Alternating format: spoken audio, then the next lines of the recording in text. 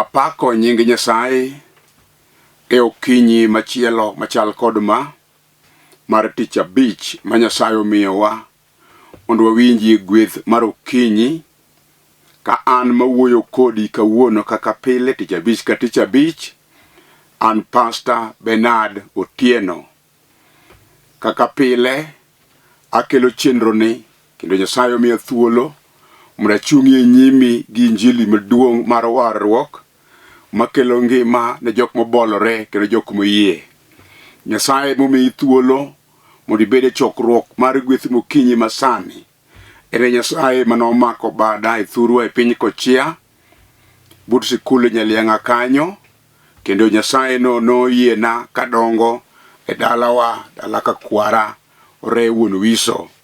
Nyasaye no pod ngima, pod entie, kata obedo ni wachako gi weche moko matek. Nyasaye no mako bada kendo noyiena kuom ng'wonone ke gima ber kata nengo moro machulo madwang' awachi onge.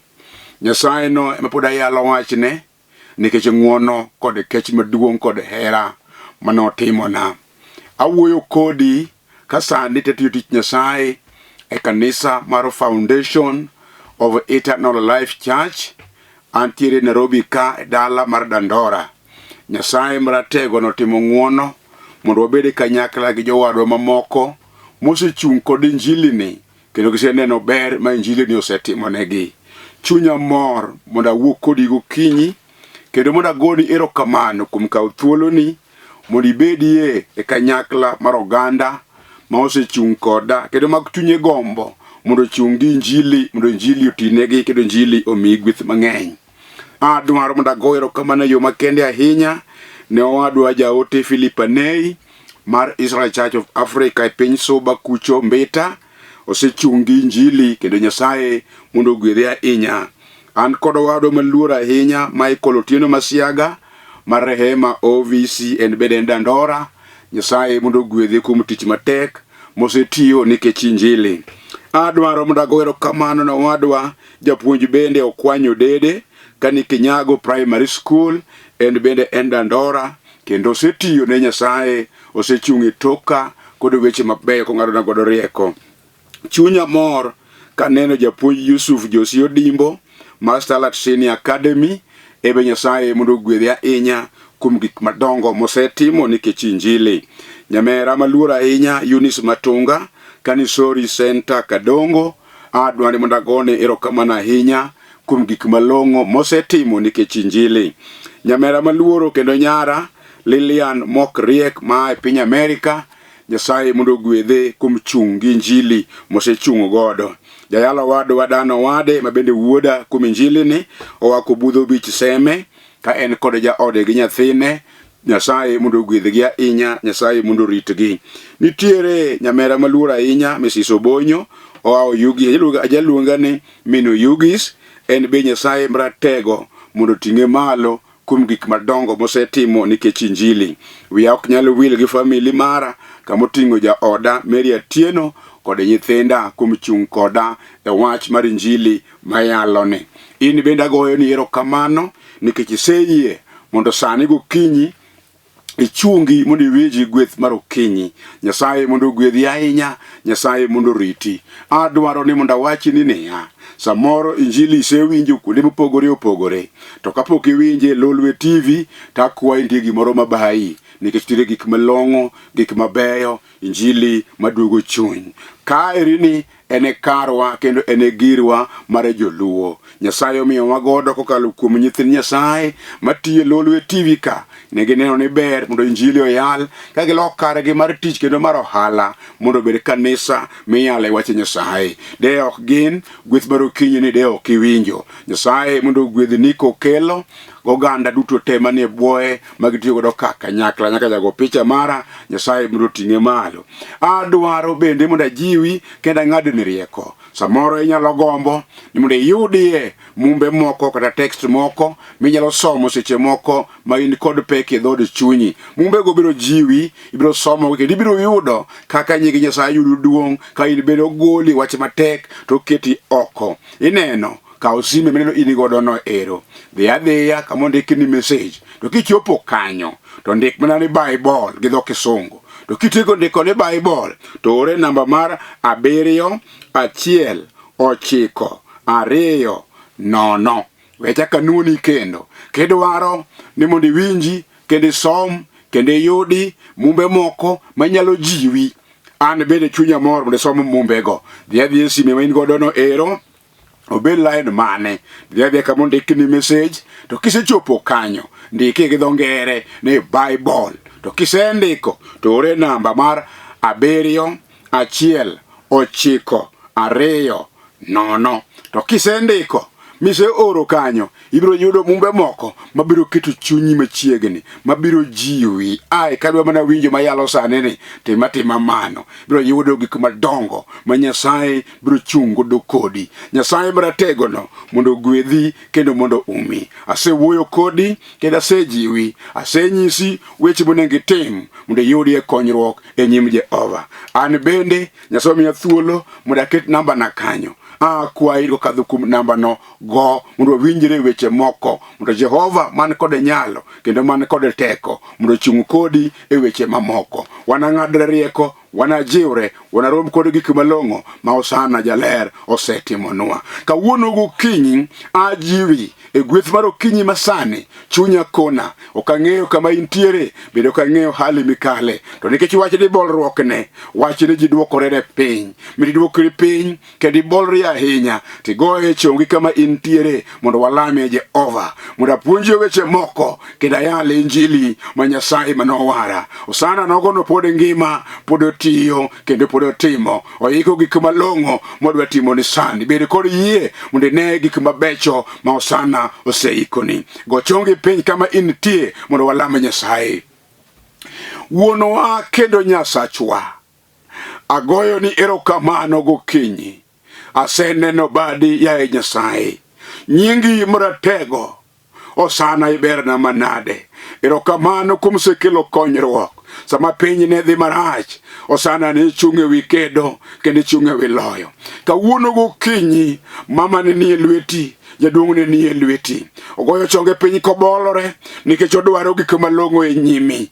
Chunya majaka kora, Nyasaye moro kodi. Isetimo gik malong'o, nyingi mondo paki nikech iselocho. Onge gima osetami timo. Ubejo chiende mochung'ie e nyimwa kawacho weche moko mrem. Osana kata chal gode madongo isechung kanyo miloso gode go mopie. Omiya keto weche te lweti sani. Injili masani maro Mario kelo akwayi kuom ng'wono onwang' dak e dhood chunywa kendo kele ber ne ji duto kama ginitiere. Akwayi Jehova, bed wach motwere matek machalo nade. Onge jal machielo maditim ka ok in emitimo. Omiya keto weche te lweti sani. Ikele ber mosiko mondo wane teko ni mang'ongo biloro godo. Erokamano kuom sewinjo kendo kuom seiko gik malong'o. Nyingi mondo pake nikech iselocho. Alamo ka yie. Erokamano Ruodha, isewinjo kise iko duoko miyo chunyu oduogo. Erokamano kuom sewinjowa kech walamo e nying Yesu Kristo ma Jawarwa.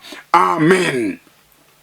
In bende nikech ang'eni bolori, chunya nyisa mondo jiwi mondo iwachie ni amen mondo Nyasaye kendo sana maratego mondo chung kodi e wach ma intiere godo no. Adwa somo wach mondiki e kitabu mar ywagruok 4:22. Ndiko lero kama: kum mane okum go jo-Sayun kuom timbegi mamono koro orumo. Ok nochako riembgi kendo mondo gibed wasumbini e piny wasikgi. To un jo-Edom ema Ruoth Nyasaye nokumu kendo enoel kethou e lela. Ka uyiena kuom thuolo mathis ma an go, adwa somo kitabu mar Isaya 13:20. Ng'ato ok nochako dag kuno kuom tienge duto mabiro. Onge ja-Arabu manogur hembe kanyo. Bende onge jakwath manokwa jambgi kuno. Kanyo ema ondiegi ma e thim nonindie. Kendo gik maricho mag bungu nopong udi man kuro. Tula mag thim bende nodagie. Kendo jochiende notugie. Otoche noywagre e udigo. Bwebe nodagi e udi madongo kendo mabeyo. Yaye, ndalo Babulon sudo machiegni. Adier kinde matin ema odong' ne. Ne owadwa kod nyaminwa kama Nyasaye omiyi thuolo mondo ibedie kineno wachni. Ok ang'eyo kata in e ot, ok ang'eyo kata ineno e YouTube, ok ang'eyo kata inene kama nade. To adwa ni mondo anyisi ni Nyasaye otimo hono mondo warom kodi sani. Kendo hono motimo ok nokethre. Ijahawi in miwinjo weche gi sani kendo ibolori mondo iwinji. Thuono wach madwa wuoye sani tiende ni Oseloye. Kendo mane wach mosana okelo na gokinyi mondo wapuonjre godo kodi kendo wawuoye gokinyi mondo Nyasaye okelonwa gik malong'o makelo ngima. Janabi Isaya owuoyo kokelo weche moko majiwo chunywa kendo owuoyo kodwa kowachonwa niya ni kum mayando kum godo Sayun oserumo kendo dong' mana jomoko ma ibi kum to ok in ma in ja Sayun. Adwa ni mondo awuo kodi. Aparo ni ing'eyo gik manotimore e piny Misri ka jo Israel ne ni kuro. Ne gini kum kod sandruok malit, ni chwado gi matek. Ne gitiyo tich mar loso matafare gi thuon kohala mathoth ne nwang'ore to jo Misri chamo. Jo Israel nodong' ka gin wasumbini. Ne giromo kod weche moko matek mane ok ginyal resore kendgi. Kata kamano kane sa ochopo to Nyasaye mwarialo wachne ni norieyo bade to jo Israel no ai kum magibedo thuolo. Kawuono in bende samoro inyalo chalo kod jo Israel mano neno weche matek kokale kit ngimagi. No kumgi kendo ne gin kod weche moko mane ok ginyalo kendgi. Samoro in mawuoyo kodi jasigu kendo Satan osechung'e nyimi kod weche moko matek. Oserao e dalau kende odu, morao nyakari mar tich, orao e kari mar ohala, oserao e kit ngimani kod weche moko ma ok okonyre. Isetemo ka kod kacha ma osetamore. Kata kamano akelo ni wach mamiyo chunyi duogo kowacho niya Oseloye. Iwinjo bedi ja Sayun manyo kadhe weche matek. Bedi ja Sayun manyo neno masira e nyime.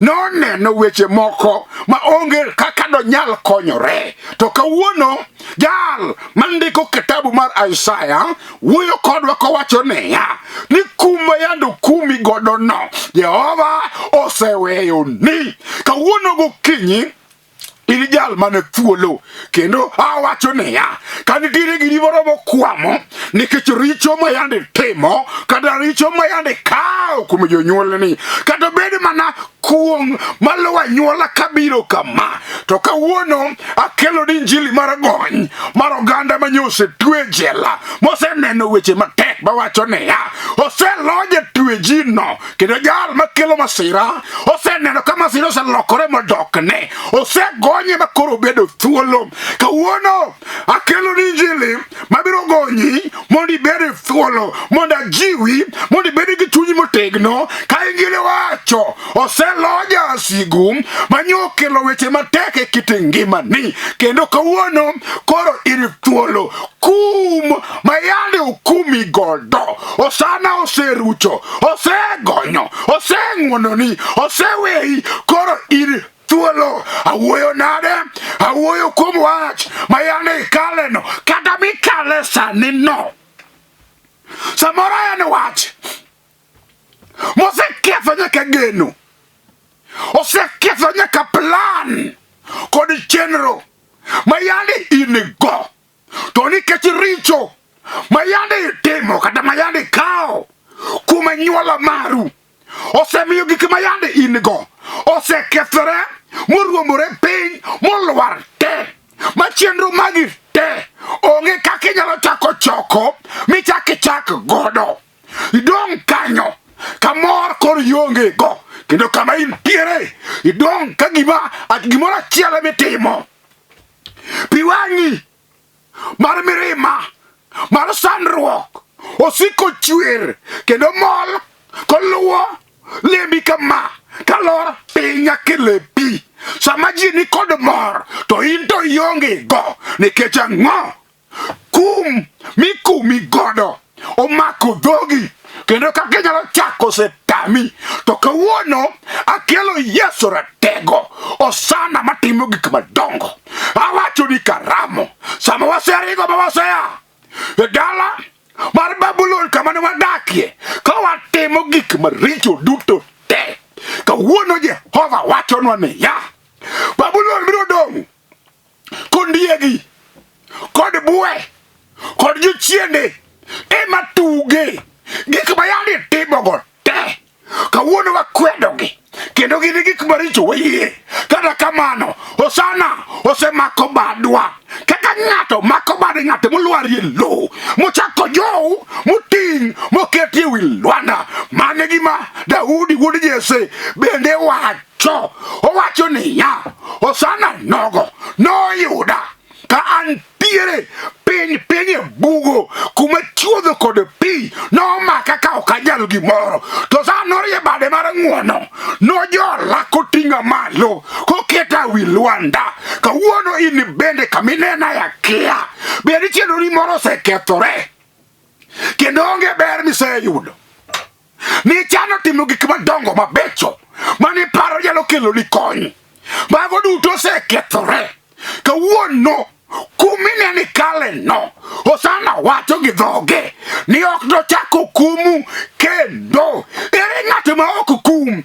En mana in minena sani moyie kuom Injili, maricho ne oneno ne, mowacho ne Jehova, osana an bende an nyathini, nyasegora piny karicho tweya kanyo kanyal. Kata kamano chunya oduoki wachona ni seyie mondo iwe kuma. Iseyie mondo imak bada, iseyie mondo inyisa yo mayom, isemiya yo maler, yo manyien mondo awuothie. Karicho na iweyona, osani ber manade abende noweyona e piny kochia, kane ok anyal, kane dhoga umoko, ka piny osekweda, kadong' kare kenda, kanyalo tama, piny ogona siboi. Osana ratego eto koweyo ni ng'ato richone, to richo ng'ato nowene adiera. Adwa nasom wach mwatikogo, mwadwa yalo kendo mwadwa puonjo kendo mwadwa lamo godo Jehova. Isaya 11 wacho niya, bang'e nyakwar Jesse moro nowuogi mana ka bad yath maloth. Roho mar Ruoth Nyasaye nobi kuome, en roho makelo rieko kod ng'eyo, kendo mang'ado ji rieko kendo miyo ji teko. Bende en roho mapuonjo ji luoro Jehova Nyasaye. Iwinjo mamana, winji owadwa, iwinjo nyathiwa, wach minena kelo sani gokinyini. Ma kende wach makelo hoyo, ma kende wach maduoko geno moselal ne ji duto te. Ndiko masomo wacho niya, kejana puonjore kodi kuom Isaya kawuono. Owacho niya, eka bang'e chien to nyakwar Jesse moro nowuogi, kendo kosewuok kochalo bad yath maloth. Enobed jal mar opong'o mapuonjo ji luoro Jehova kendo ng'ado ne ji bura kare.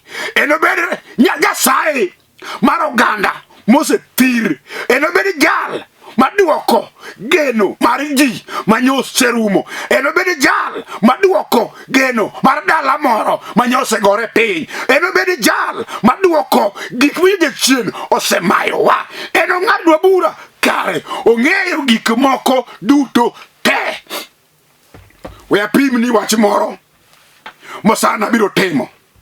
Ndalo moro nyathi moro mapod matin notoyo agulu mar min gi mar pi manyoa godo chiro.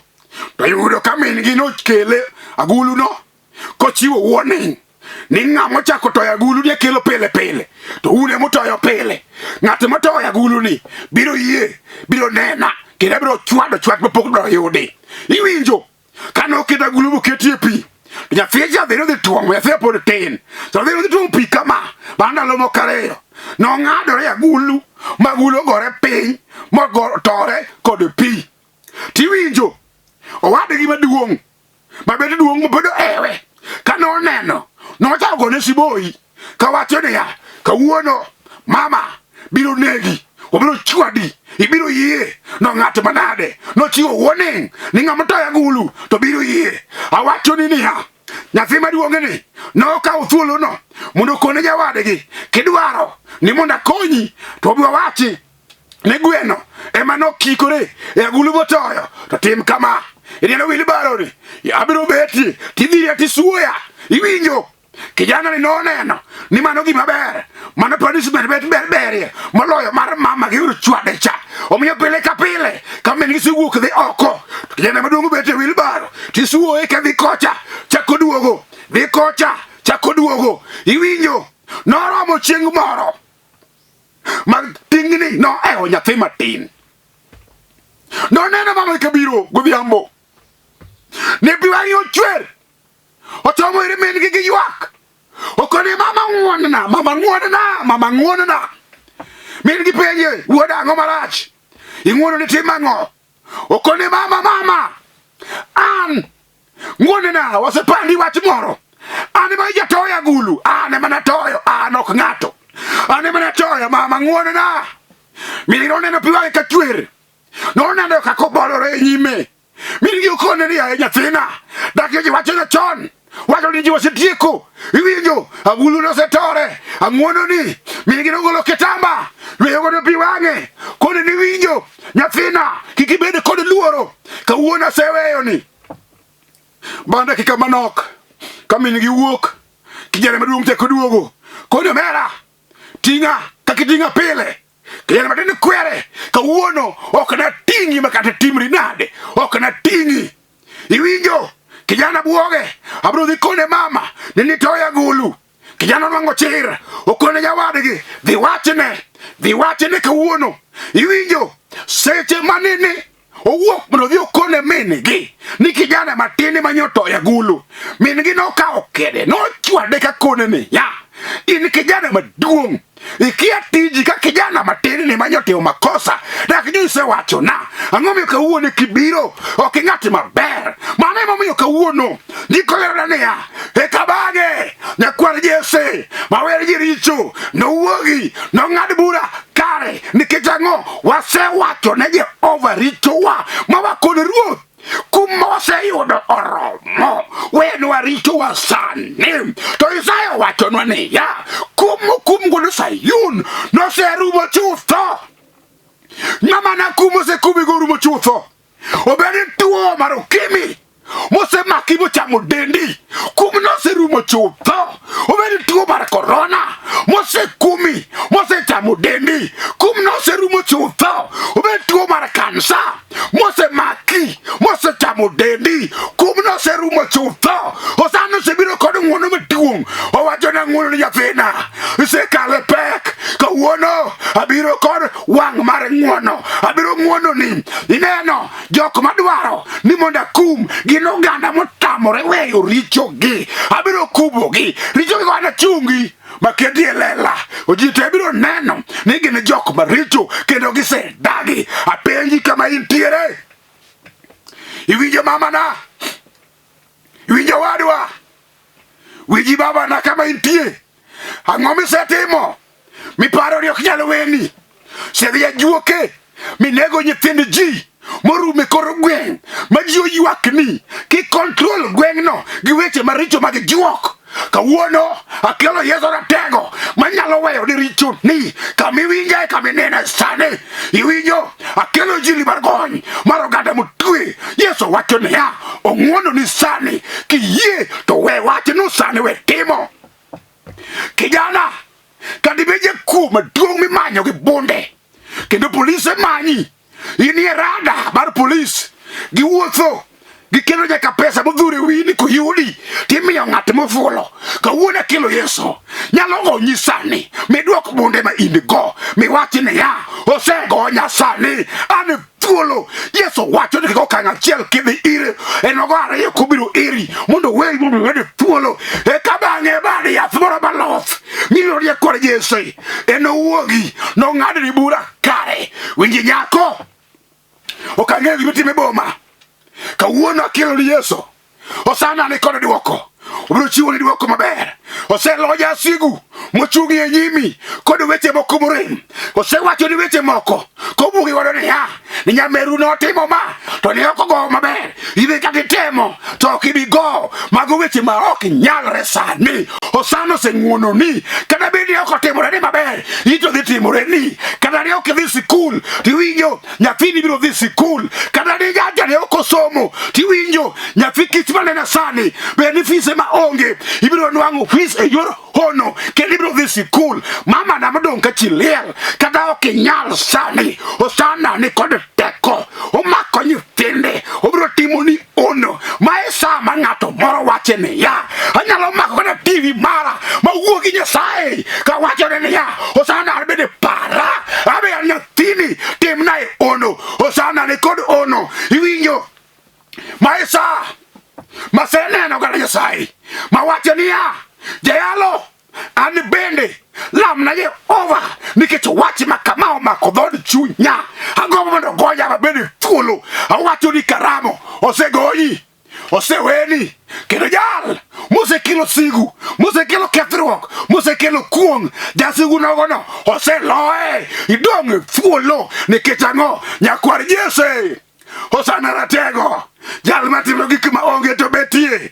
Osana mama jomiere, moselal, mosedung, mosewe, mosenyier, ochako ting'o malo. Osana mamanyo kijende, ma piny osedong' go, ochako kete e Lwanda.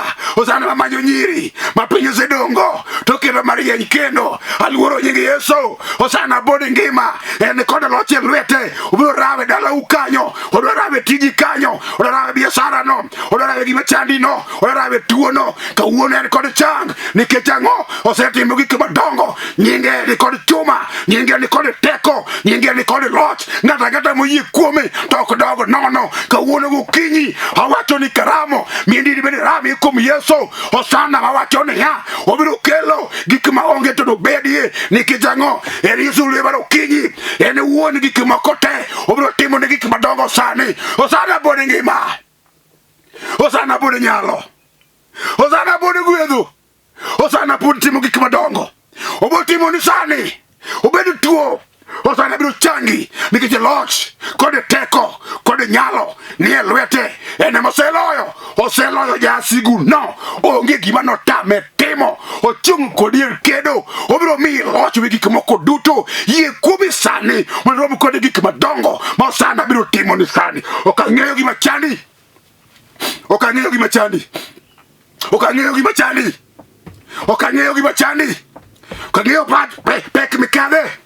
Tang'eyo wach achiel: onge teko, onge loch, onge nyalo matamo Jehova. Ochung' kodi e kedo gochongi piny mondo walam Nyasaye. Wuonwa kendo Nyasachwa, tinende ni chuny okinyi masani. Abiro e nyimi mondo akwayi. Osani iselocho, iselocho, iseloyo duto kuom duto. Iseloyo ne mamani, lone kijana ni be, lone wuoyi ni, lone jaduong' ni, lone dayo ni, lone jal mamenyo ni. Chung' kode wach matek, timne ono, mak bade. Kama gigi ne okwame, ubed visa modwaro, ubed ohala modwa timo, ubed ot modwa gero, ubed fis morumo ma ok nyalre. Chung' kode, miye mondo nyinge yud loch e gik moko duto. Lochi Jehova, jasigu biro dong' kod chien koloye ka wiyo kuot. Nyinge nwang' loch e gik moko duto. Alamo ka yie e nying Yesu ma Jawar. Amen. Nyasaye mondo gwedhi ahinya.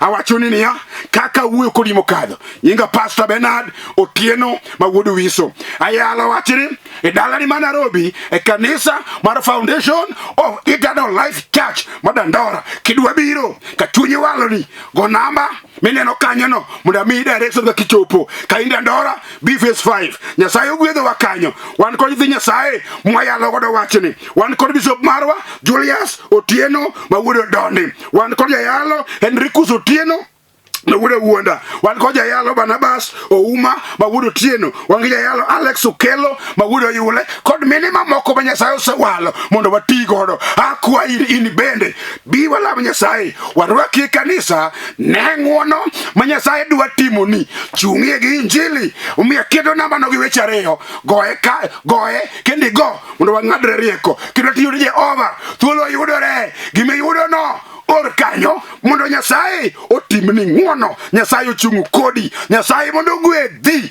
Kibed piny tiparo ang'o madwa timo. Go namba mondo wawuo e weche moko matek. Nyasaye ochung' kodi kuom kawo thuoloni koweyo richoni kendo kolochoni. Oseloye. Iwach dichiel ni oseloye. Jasigu oselo. Nyingi Nyasaye oyud teko kendo oyud duong'. Amen.